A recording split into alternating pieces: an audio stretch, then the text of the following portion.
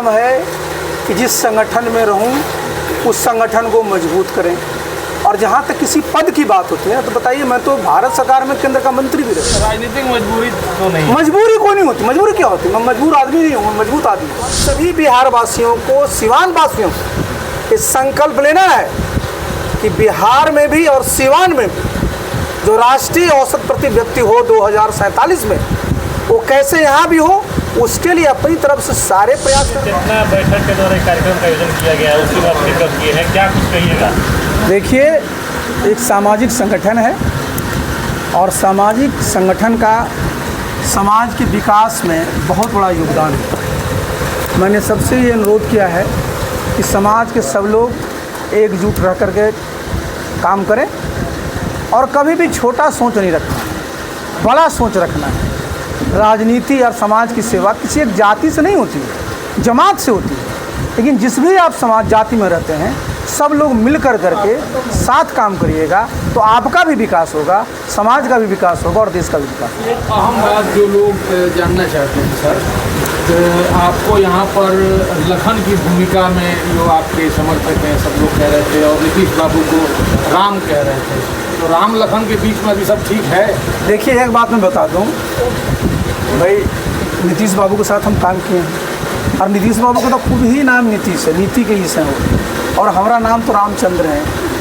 तो हम तो लखन कैसे होगा समझ में नहीं आता। सब जगह लोग बोल देता है मुझे, लेकिन तो मेरा नाम ही रामचंद्र है। और देखिए, मैं तो उनके साथ काम किया हूँ। तो देखिए, संबंध देखिए एक बात दरअसल मुझे चाहिए, मैं इस सोच का हूँ कि जिनके साथ आप अगर कुछ दिन भी काम करते हैं तो जिस समय काम करते एक अच्छा संबंध रहता तब तो काम करते हैं।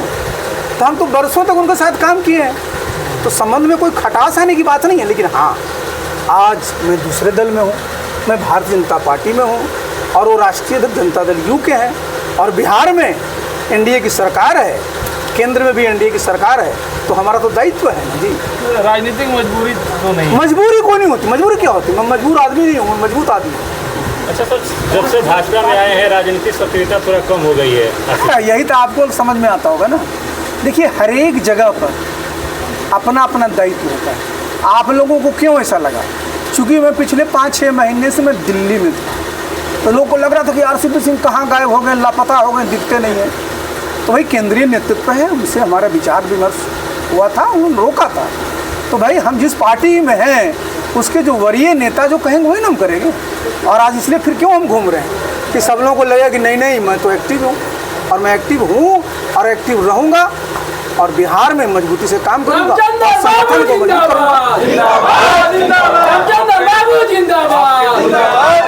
आपकी ऊर्जा, आत्मविश्वास और क्षमता जो अनुभव है उसको देखते हुए बिहार के मुख्यमंत्री के रूप में आपको मांग की जा रही है।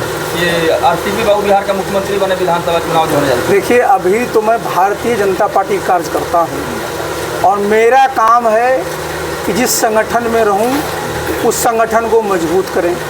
और जहाँ तक किसी पद की बात होती है तो बताइए, मैं तो भारत सरकार में केंद्र का मंत्री भी रहती हूँ। तो ये तो जब समय आता है उस समय जो स्थिति बनती है, जो जनता का मैंडेट प्राप्त होता है और जो दल होता है जिसकी ज़्यादा संख्या होती है, वो तय करता है कौन मुख्यमंत्री बने। सर, चुनाव के समय जो सच्चे कार्यकर्ता हैं, जो पार्टी के लिए सब कुछ देते हैं, उनको टिकट न दे करके अचानक टिकट दे दिया जाता है, इससे क्या असर पड़ता है कार्यकर्ताओं? देखिए, आपने बहुत अच्छी बात कही। देखिए, मैं संगठन में काम किया हूँ और मैं इसका पुरजोर समर्थक हूँ कि जो हमारे कार्यकर्ता हैं, कार्यकर्ता का मान सम्मान होना चाहिए। जिस दल में कार्यकर्ता का मान सम्मान होगा उसी दल का भविष्य भी होता है। और जब कार्यकर्ता का मान सम्मान का मतलब क्या होता है? उनके साथ संवाद होते रहना चाहिए। और जब भी अगर चुनाव है तो जो हमारे संगठन के लोग हैं उनको दायित्व दिया जाना चाहिए। अब उनको दायित्व देंगे तब ना लोग संगठन में काम करना चाहेंगे। और मैं बता दूं, मैं जिस दल में मैं पहले जब था, आप पता कर लीजिए, मैंने बहुत सारे ऐसे साथियों को जो संगठन में थे उनको टिकट दिलाने की मैंने पैरवी की थी और लोग टिकट पाए थे।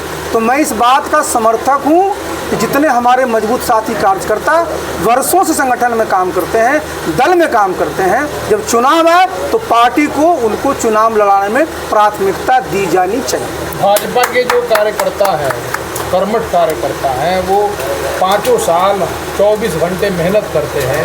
और जब चुनाव की, लोकसभा के परिप्रेक्ष्य में हम बात करें, चुनाव की बात आई तो भले ही आपके कार्यकर्ताओं ने कहा, भाजपा के लोगों ने कहा कि ठीक है हम साथ में हैं, लेकिन दबी जुबान में उन लोगों के अंदर एक खलिश थी कि टिकट अचानक जो है दूसरे को दे दिया गया।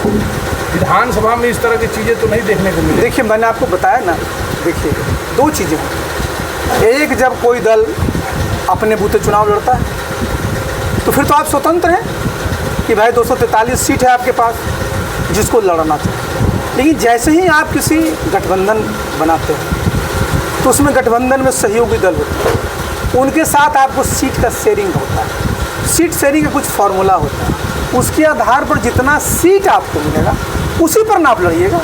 तो देखिए आज की तारीख में अगर आप अलायंस में लड़ते हैं तो आपकी जो क्षमता है चुनाव लड़ाने के साथियों की वो कम हो जाए, और उसको सब हमारे कार्यकर्ता समझते हैं। अभी सर 2 जगह आपने संबोधित किया।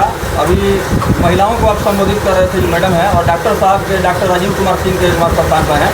यहाँ आपने कहा कि जाति नहीं जमात और सबको जोड़ के आगे बढ़ना है।